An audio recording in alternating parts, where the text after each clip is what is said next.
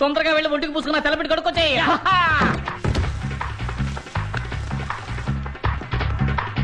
మరి ఎందుకండి నల్లగా ఉన్నామన్నారు?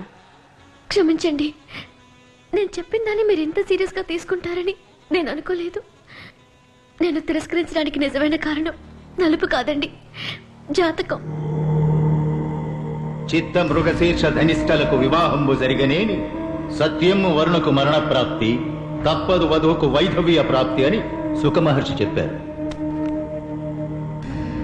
అబ్బాయి శివాజీది చిత్త, అమ్మాయి ఉమాదేవిది ధనిష్ట. దీన్ని రజ్జు దోషం అంటారు. 13 పొంతనల్లో ఏ పొంతన ఎలా ఉన్నప్పటికీ రజ్జు పొంతన చాలా ముఖ్యం. ఈ 2 జాతకాలకు పొంతన కుదరదు.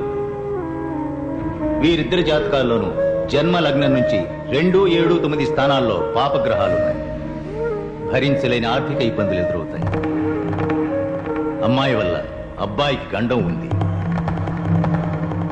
కాదు కూడదని మీరు పెళ్లి చేస్తే అబ్బాయి ప్రాణాలకే ప్రమాదం. ఏమిటి అంత మాట అన్నాడు? ఇవిగో చూడండి, నాలుక మీద మచ్చలు. నా వాక్కు భరిస్తుంది. మంచి చేయడానికి వచ్చారు. నన్ను పెళ్లి చేసుకోవడం వల్ల మీకే చెడు జరగకూడదని నేను అలా చెప్పాను. ఇంతేనా? ఇదా సమస్య? అయ్యో, మా జ్యోతిష్కుడు ఏం చెప్పాడు తెలుసా?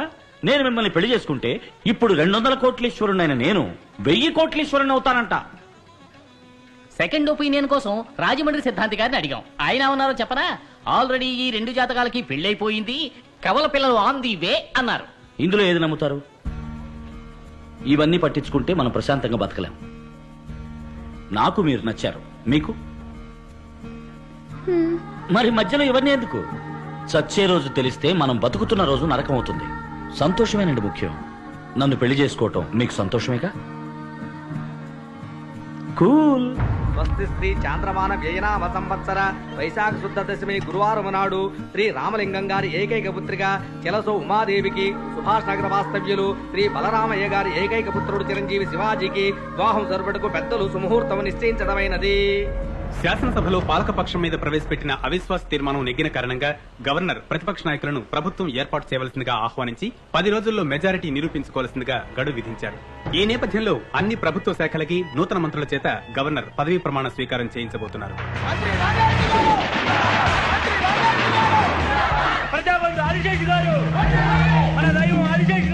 రండి రండి, నేనే తమ దగ్గరకు వచ్చేవాడిని బ్లెస్సింగ్ తీసుకోవడానికి. మీరు కొత్త మంత్రి, మీకు ఆ మర్యాద నేను ఇచ్చి తీరాలి. మీరు కింగ్ మేకర్ ని రుజువు చేసుకున్నారు. కృతజ్ఞుడయ్యా, కృతజ్ఞుడి. కృతజ్ఞత మాటల్లో కాదు, చేతల్లో ఉండాలి. అయ్యా, తమరు ఆదిశేషులైతే నేను అల్శేషనయ్యా. జీవితాంతం తోకాడిస్తూ పడి ఉంటా.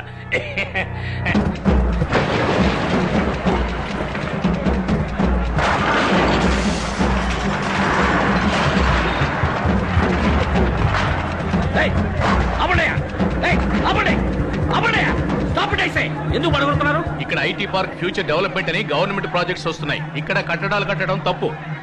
పడగొట్టండి. ఏమనుకుంటున్నారయ్యా? మనిషికో కారణం చెప్తున్నారు, ఆవు అంటే పడగొడుతున్నారు. 50 కోట్లు తీసుకుని ఇంక మీద ఏ సమస్య రాదని చెప్పారు. ఇప్పుడు ఇదేంటయ్యా?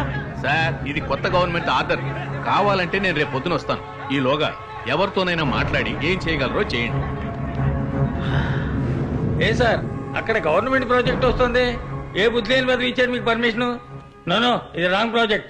పర్మిషన్ ఇవ్వకూడదు. సార్, నేనేం తప్పు చేశాను సార్? నన్ను ఎందుకు ఇలా వేధిస్తారు? మంచి చేయడానికి వచ్చినందుకు ఎంత శిక్ష? అన్ని మెట్లు ఎక్కి దిగేశాం. టేబుల్ కి, బెంచ్ కి, అధికారికి, మంత్రికి, వాడు వీడని అందరికీ ఎంత ఇవ్వాలో అంతా ఇచ్చేసాం. మీరిచ్చింది ఆ ముఠాకి, ఆ మంత్రులకి. మేము ఫ్రెష్ బోలెడంత ఖర్చు పెట్టుకొచ్చాను నాన్న. సీటు ఖరీదు, ఎలక్షన్ ఎక్స్పెన్స్, పబ్లిసిటీ ఎక్స్పెన్స్, ఎమ్మెల్యేలు కొనడం, కాస్ట్ ఆఫ్ పాలిటిక్స్ చాలా ఎక్కువైంది. ఇప్పుడు మేమేం చేయాలి చెప్పండి. మీ ప్రాజెక్ట్ వాల్యూ ఎంత? ఎన్నిసార్లు ఇదే ప్రశ్న అడుగుతారా? ఏంటి ఏమన్నారు? ఏం లేదు సార్, 200 కోట్లు. అందులో 25%, ఓ 50 కోట్లు మా సంక్షేమ నిధికి ఇచ్చేయండి.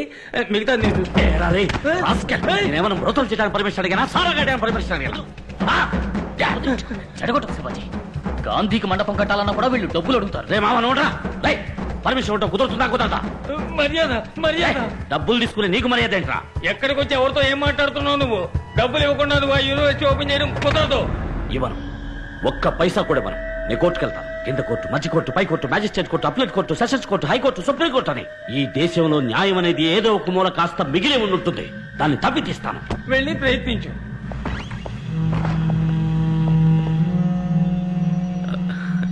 ఏం శివాజీ, ఎలా ఉన్నారు? మీ యూనివర్సిటీ పనులన్నీ ఎంతవరకు వచ్చాయి? ఏమైనా సహాయం కావాలంటే అడగండి. ఏయ్, నువ్వే పెద్ద మనిషివయ్యా. పేడ పురుగు కన్నా హీనమైన వాడివి. నికృష్టమైన చదువుతావు. శివాజీ, తప్పు తప్పు. ఆయన ఏదో కోపంలో అలా మాట్లాడితే నేను తర్వాత ఫోన్లో మాట్లాడతాను. క్యాస్ట్ ఐరన్ కేస్ గెలిచే తీరాలి. గవర్నమెంట్ మారితే వాళ్ళు పాస్ చేసిన జీవోని ఆర్బిటర్ గా వీళ్ళు క్యాన్సిల్ చేస్తారా? తప్పు. ఏ కోర్టులోనూ చెల్లదు. రేపు పొద్దున కోర్టుకు పోయి ఓ రిట్ పడేసి ఆ స్టే ఆర్డర్ వికెట్ చేయిస్తా, లేదా స్టే ఆర్డర్ తీసుకుందాం. ఇది నా 25 ఏళ్ల ఆశయం, 20 ఏళ్ల శ్రమ. నేను సంపాదించిందంతా ఇందులో పెట్టాను. ఉన్న ఇల్లు, ఉన్న ఆస్తి అంతా తాకట్టు పెట్టాను. దీన్ని ఎలాగైనా మీరే కాపాడాలి. దిగులు పడకండి. అన్ని ఫైల్స్ మీద సంతకాలు పెట్టించి అప్రూవ్ అయిన తర్వాతే కదా స్టార్ట్ చేశారు. నేను చూసుకుంటాను. సుందరం, సార్ ఫీజు సంగతి తర్వాత చూసుకుందాం. కొంచెం అడ్వాన్స్ ఇచ్చాను. ఎంత సార్? 20 lakhs. 20 లక్షల? 200 కోట్ల ప్రాజెక్ట్ కాపాడబోతున్నానుగా. బ్యాంకులోనూ డబ్బు లేదు. ఓవర్ డ్రాఫ్ట్ లిమిట్ కూడా దాటేశాను.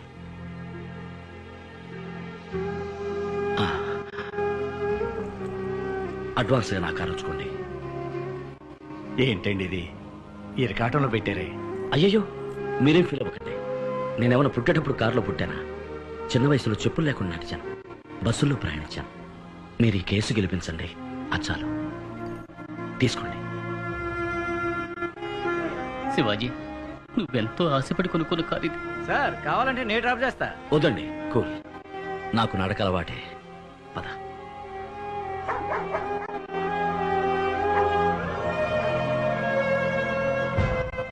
మీరు శివాజీ ఫౌండేషన్ స్టార్ట్ చేసే ముందు అన్ని ప్రభుత్వ శాఖలు అనుమతి నిరాకరించింది నిజమేనా? నిజమేనండి. 16 శాఖలకి చెందిన గవర్నమెంట్ ఆఫీసర్లకి 4 కోట్ల రూపాయలు లంచం ఇచ్చింది నిజమేనా? అబ్జెక్షన్. లంచం తీసుకోవడానికే అనుమతి నిరాకరించారు. మధ్యలో మాట్లాడకండి, మీ వాదన పూర్తి అయిపోయింది. 4 కోట్ల రూపాయలు లంచం ఇచ్చింది నిజమా కాదా? నిజమే, కానీ మినిస్టర్ ఆనందరావు అనుమతి నిరాకరించింది నిజమేనా? నిజమేనండి. వారికి 50 కోట్లు లంచం ఇచ్చింది నిజమేనా? ఇచ్చాను. That's all, దేశానికి Your Honor. మంచి జరుగుతుందన్న ఉద్దేశంతో. I was cornered, I was helpless.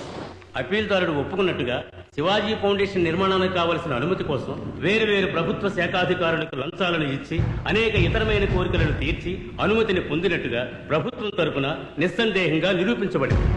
కనుక శివాజీ గారి యూనివర్సిటీ కట్టడాన్ని రద్దు చేయడం చట్ట ప్రకారం న్యాయమే. ఇంతవరకు కట్టిన భవన సముదాయాన్ని కూల్చివేయడానికి ఆజ్ఞాపించవలసిందిగా ఈ ప్రభుత్వాన్ని కోర్టు ఆదేశిస్తోంది. అందుకు గాను ఏ విధమైన నష్టపరిహారాన్ని ఈ ప్రభుత్వం చెల్లించవలసి ఉంది.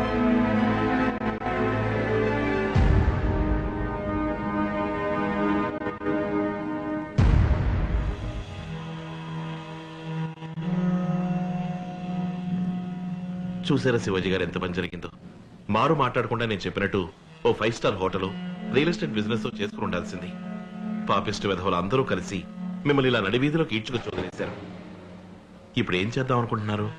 మోట్లో మోస్తారా, లేక పాలుగాని పితుకుతారా, లేదా ఆటో నడుపుతారా? పోనీ నేను ఆర్టీసీలో రికమెండ్ చేసి మీకు కండక్టర్ పని ఇప్పిస్తాను, చేస్తారా? ఓ, దానికి పూర్వానుభవం కావాలి. కూర్చున్న చోట ఒళ్ళలవ్వకుండా నొప్పి లేకుండా చేసే పనుంది, చేస్తారా? మన జాతీయ వృత్తి. అయ్యో, అన్ని 500, 1000 రూపాయల నోట్లే. చిల్లరుందా వేణు? ఇవ్వు.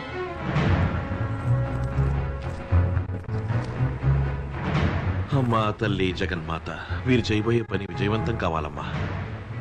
నా హస్తవాసి చాలా మంచిది. మొదటి పోనీ నేనే చేస్తాను.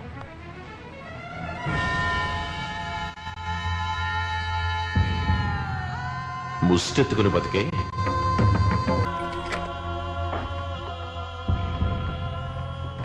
ఎక్స్క్యూజ్ మీ సార్, ఈ ఇల్లు, మిగతా ప్రాపర్టీస్, ఇక్కడున్న వస్తువులు అన్నిటికీ వెల కట్టినా కూడా మీరు తీసుకున్న అప్పుకి సరిపోదు సార్. వాల్యుయేషన్ పూర్తయ్యే వరకు ఈ ఇంట్లో నుంచి ఒక ప్రాపర్టీ కూడా బయటే పోకూడదు. సారీ. మీ రోలెక్స్ కూడా ఆ లిస్టులో ఉంది సార్.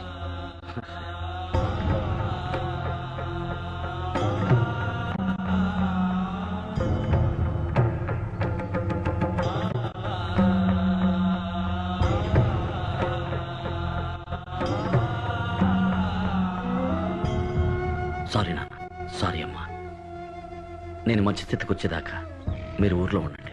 మాకే బాధ లేదు బాబు. నువ్వు అమెరికా వెళ్లే ముందు మన పరిస్థితి ఇదేగా.